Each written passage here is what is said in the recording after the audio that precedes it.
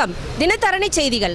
நெல்லை மாவட்டம் வண்ணார்பேட்டை அரசு போக்குவரத்து கழக ஓய்வு பெற்றோர் மற்றும் வாரிசுதார நல அமைப்பு சார்பாக ஆர்ப்பாட்டம் நடைபெற்றது.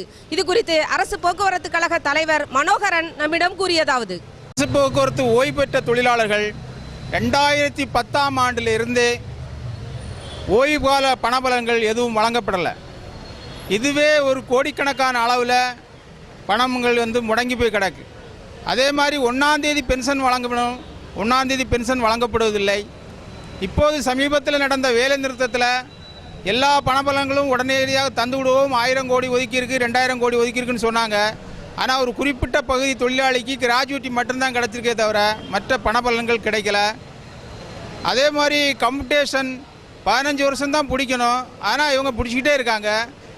அதே மாதிரி லீவு சம்பளம், டிஏ உயர்வு, டிஏ அரியர்ஸு, இப்படி பல்வேறுபட்ட பணங்கள் இந்த தொழிலாளிக்கு கிடைக்க வேண்டியிருக்கு.